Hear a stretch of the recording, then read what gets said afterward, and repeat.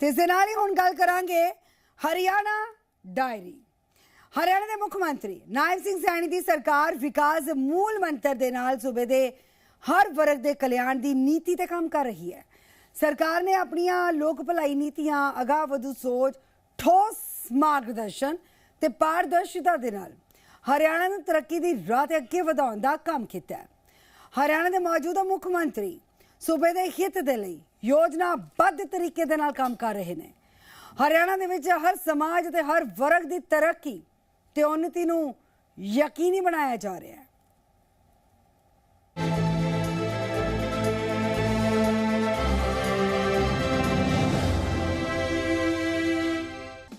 हरियाणा सूबा अज लगातार विकास के राह ते अगे वधदियां नवीं बुलंदियां नूं छू रहा है। सूबे की मौजूदा नायब सरकार जन कल्याण के टीचे ते अगे वधदियां हर वो फैसला लै रही है जिस नाल सूबे के लोगों का भला हो सके।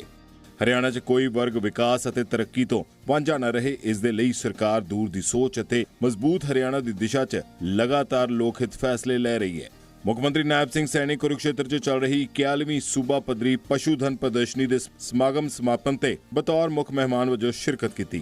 मुख्यमंत्री ने सूबे के वख-वख जिलियां तो आए पशुपालकों के नाल गलबात भी की।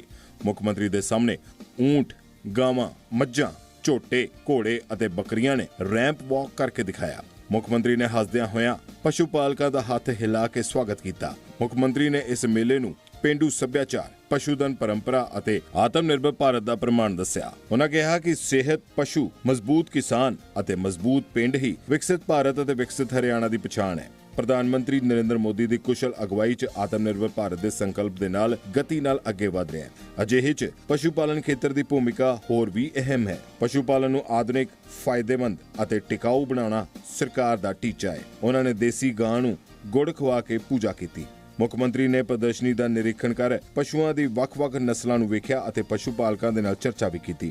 मुख्यमंत्री के सामने कैटवॉक ते बेहतरीन नस्ल के पशुओं नूं उतारिया गया। मुख्यमंत्री ने वख-वख श्रेणियां च पहले नंबर ते आउण वाले पशुपालकों नूं इनाम देके सन्मानित किया। उन्होंने कहा कि दुध की पैदावार, निर्यात संभावनावां ਅਤੇ ਸਟਾਰਟਅਪ ਸੱਭਿਆਚਾਰ 'ਚ ਅਥਾਹ ਮੌਕੇ ਹਨ। ਉਹਨਾਂ ਕਿਹਾ ਕਿ ਸਰਕਾਰ ਦਾ ਟੀਚਾ ਪਸ਼ੂਪਾਲਨ ਨੂੰ ਆਧੁਨਿਕ, ਫਾਇਦੇਮੰਦ ਅਤੇ ਟਿਕਾਊ ਬਣਾਉਣਾ ਹੈ। ਇਸ ਦੇ ਲਈ ਅਸੀਂ ਪਸ਼ੂ ਸਿਹਤ ਸੇਵਾਵਾਂ ਨੂੰ ਪਿੰਡ-ਪਿੰਡ ਤੱਕ ਪਹੁੰਚਾ ਰਹੇ ਹਾਂ। ਉન્નਤ ਨਸਲ ਸਮਰਧਨ ਨੂੰ ਉਤਸ਼ਾਹਿਤ ਕੀਤਾ ਜਾ ਰਿਹਾ ਹੈ। ਦੁੱਧ ਦੀ ਸਾਂਭ ਸੰਭਾਲ ਲਈ ਮਜ਼ਬੂਤ ਵਿਵਸਥਾ ਬਣਾਈ ਜਾ ਰਹੀ ਹੈ। ਇਸ ਦੇ ਨਾਲ ਹੀ ਟ੍ਰੇਨਿੰਗ ਅਤੇ ਲੋਨ ਦੀਆਂ ਸੁਵਿਧਾਵਾਂ ਦਾ ਵੀ ਵਿਸਥਾਰ ਕੀਤਾ ਜਾ ਰਿਹਾ ਹੈ। 41वीं राज्य स्तरीय पशु धन प्रदर्शनी समापन अवसर पर जिन हमारे पशुपालकों ने इनाम जीते हैं, मैं उनको भी बहुत बहुत बधाई और शुभकामनाएं देता हूं। इससे हमारा पशुधन तो बढ़ता है, परंतु आने वाली जो पीढ़ियां हैं उनके स्वस्थ पोषाहार के लिए भी वो उत्पादन करते हैं। मुख्यमंत्री ने कहा कि पशुपालन सिर्फ आमदन का साधन नहीं, सगों साडी पेंडू अर्थव्यवस्था की रीढ़ है। हरियाणा की पछाण इस दे समर्पित पशुपालकों, उन्नत नस्लों अते विज्ञानी सोच नाल बनी है।